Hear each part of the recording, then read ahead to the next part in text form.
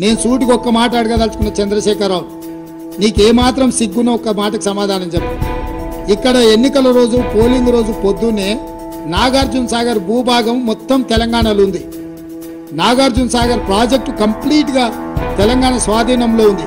కనీసము శ్రీశైలం అన్న సగం వాళ్ళ చేతిలో ఉంది, సగం మన చేతిలో ఉంది. జగన్మోహన్ రెడ్డి పోలీసులు తుపాకులు వేసుకొని నాగార్జున సాగర్ డ్యామ్ మీదకి వచ్చి ప్రాజెక్టును హ్యాండ్ ఓవర్ చేసుకోరు.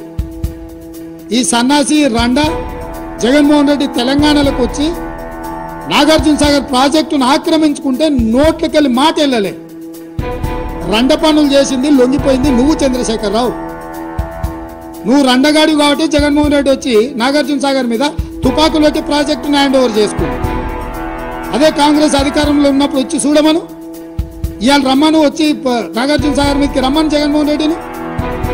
నువ్వు రండగాడివి, జగన్మోహన్ రెడ్డికి ప్రాజెక్టును తాకట్టు పెట్టి తుపాకులు తీసుకొని వచ్చి నాగార్జున సాగర్ డ్యామ్ను ఆక్రమించుకుంటే పల్లెత్తు మాట మాట్లాడలేదు. నువ్వు పోయి కేంద్ర ప్రభుత్వానికి ప్రాజెక్టులను హ్యాండ్ ఓవర్ చేయడానికి నిధులను కేటాయించినాడు. నువ్వు వచ్చి మమ్మల్ని బదనాం చేస్తావా? మా మీద మాట్లాడతావా? వాస్తవాలు ఇట్లుంటే అబద్ధాలతోని అధికారం కోల్పోయిన నిరాశ నిస్పృహలతోటి ఈరోజు మమ్మల్ని బదనాం చేసే కార్యక్రమం పెట్టిండు. అందుకే నేను సూటిగా ఈ ఆధారాలు మీ ముందర చెప్పి మీ ముందర మాట్లాడితే రేవంత్ రెడ్డి సెక్రటేరియట్లో సమావేశం పెట్టి చాలా మాట్లాడిండు. ఆయన కథ ఏంది, ఆయన కమామీస్ ఏందని ఆయన మాట్లాడతాడు. అందుకే నేను సూటిగా ఈరోజు మంత్రివర్గ సమావేశం అవుతుంది. అసెంబ్లీ సమావేశాలు ఎప్పటి నుంచి ఉంటాయో సాయంత్రం వరకు మీకు చెప్తాము. అసెంబ్లీ సమావేశాలలో వైట్ పేపర్ ప్రాజెక్టుల మీద రిలీజ్ చేస్తాం, ప్రాజెక్టుల హ్యాండ్ ఓవర్ మీద చర్చ పెడతాం. 48 గంటలు నువ్వు కోరుకుంటే ఇంకెక్కువ కావాలన్నా తలుపులు మూద్దాం, భోజనాలు అక్కడనే పెడతాం, బట్టలు తెచ్చుకో, మేము వస్తాం.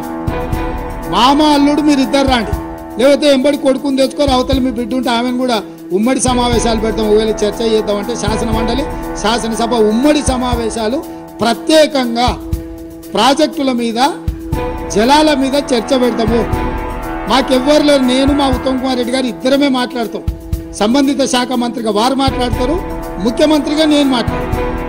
చంద్రశేఖరరావు, హరీష్ రావు, తారక రామారావు, కవితారావు నలుగురు మీరు ఒకరి తర్వాత ఒకరు అలసిపోకుండా ఎంతసేపు అయినా మాట్లాడదాం, చర్చ చేద్దాం. నీకు చిత్తశుద్ధి ఉంటే, నీకు నిజాయితీ ఉంటే ఈ చర్చలకు రాకుండా ముఖం చాటేయకు చంద్రశేఖరరావు. నీకు నిజంగానే నిజాయితీ ఉంటే నీ 10 ఏళ్ల పరిపాలనలో తెలంగాణ ప్రాంతాన్ని, ఎడారిగా ఉన్న తెలంగాణ ప్రాంతాన్ని సస్యశ్యామలం చేయడానికి, పచ్చని పైర్లు పంటలు పండడానికి నువ్వు కృషి చేస్తే పూర్తిగా నదీ జలాల మీద, సాగునీటి ప్రాజెక్టుల మీద చర్చ చేద్దాము. చర్చ జరిగినంతసేపు నువ్వు కూర్చోవాలి, నువ్వు మాట్లాడినంతసేపు ఎంతసేపు అయినా మాట్లాడు, నువ్వు నీకు అనుమతిస్తాము, నిన్ను అభ్యంతర పెట్టము.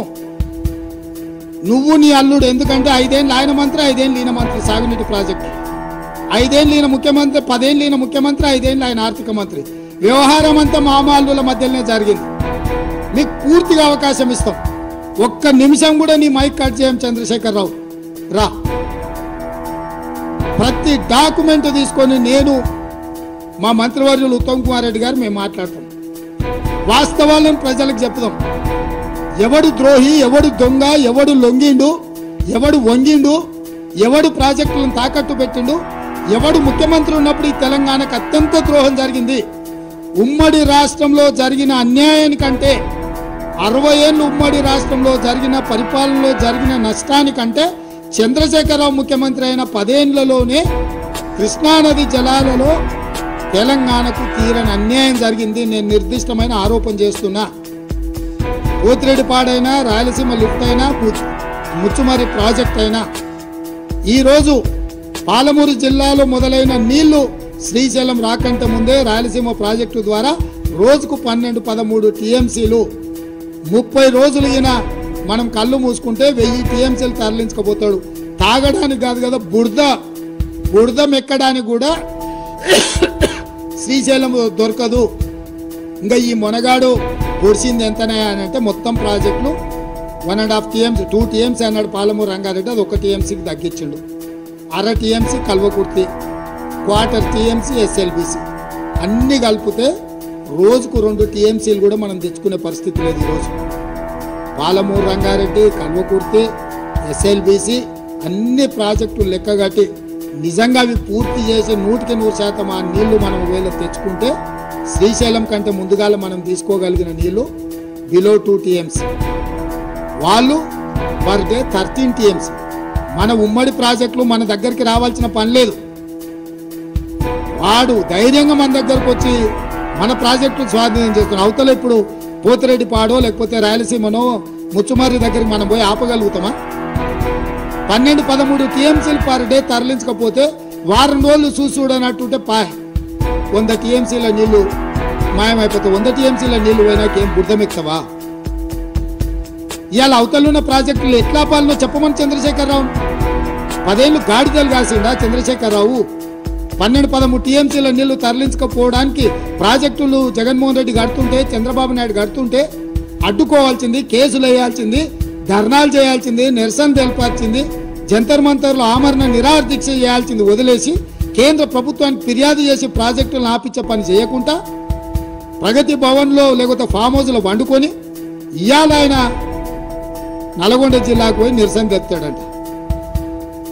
నల్గొండ జిల్లాకు నిరసన కంటే ముందు అసెంబ్లీకి రా, అసెంబ్లీలో చర్చ చేద్దాం, ఇవన్నీ ప్రజలకు చెప్తాం తారీఖులతో సహా. ఏ రోజు ఏ ప్రాజెక్టులు మొదలైనవి, ఏ ప్రాజెక్టులు పూర్తయినాయి, ఎవడు ద్రోహి, ఎవడు తెలంగాణను ముంచింటూ, ఎవడు తెలంగాణ ప్రజల్ని వంచిండో 100% ప్రజలకు వివరిద్దాము. నేను మళ్ళీ సూటిగా చంద్రశేఖరరావుకు సవాల్ విసురుతున్నా. రేపు రాబోయే బడ్జెట్ సమావేశాలలో 2 రోజులు వైట్ పేపర్తో సహా ప్రాజెక్టుల మీద స్వాధీనం చేసే విషయాల మీద చర్చ చేద్దాము. 2 రోజులు సరిపోలేదంటే అదనంగా కూడా చర్చ పెడతాము. చర్చ పూర్తయ్యే వరకు నువ్వు అసెంబ్లీలో కూర్చోవాలి.